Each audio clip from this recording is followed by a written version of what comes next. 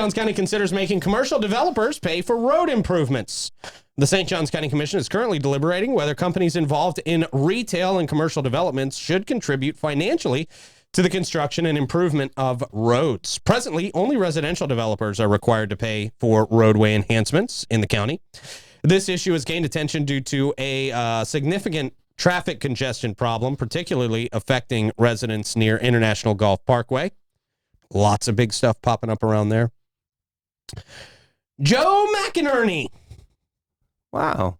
Oh, yeah, that's a southern name right there. I thought it was Mr. McInerney. McEnroe, No. He's a local resident.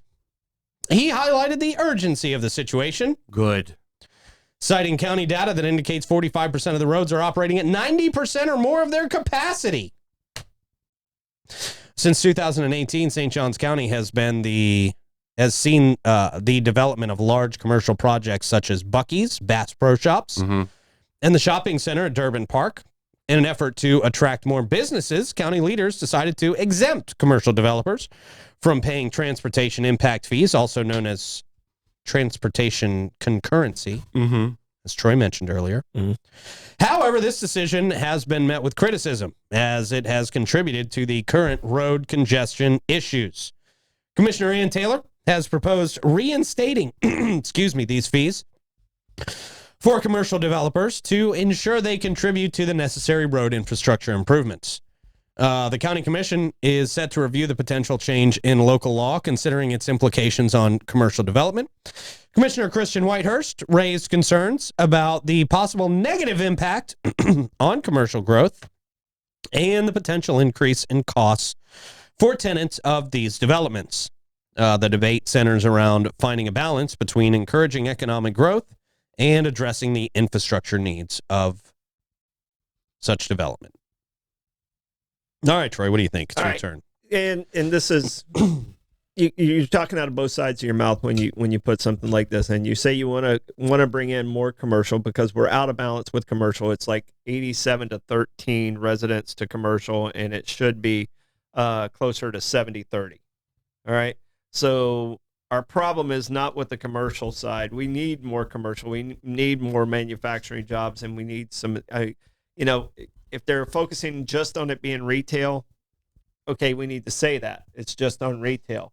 But there are certain businesses that we need to attract here that aren't going to come here because our impact fees are already, hitting them right in the face, and it makes it hard. So be cautious on adding this concurrency fee. The impact fees are already at a level that can manage the business side, what I've seen. Our problem is on the residential side. And with the governor added in that you can buy impact fee credits back, how is that going to play into it? Because those have already been prepaid, so you might add this in, keep business away, and still not have a net plus on your money.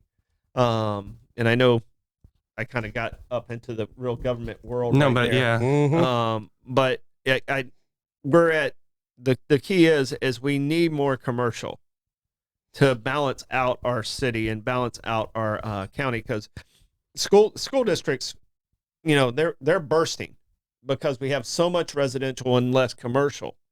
And, we need to try and get at least to 80-20. You're supposed to be at 70-30. We're at like 87-13 residential to commercial. Is that a challenge to roll that back, or is it just the power of saying no to things? Oh, it's a challenge to bring in the commercial, to bring in the manufacturing jobs, to bring in some of those higher paying jobs that don't hurt our infrastructure as much. So, kids in schools, you need more parks then. You need, we're talking manufacturing. Those comes with residents. We need manufacturing jobs to offset all the impact that these developments have on us. So, we need to focus on the commercial and, really slow down the residential, which I think they're trying to do, but I think they're cutting off their nose to spite their face doing this. So it sounds like, oh yeah, we're going to tax these developers, but it's the wrong developers. Mm-hmm. the developers that should be hit are the ones that are selling the houses, not the ones that we're trying to bring business in.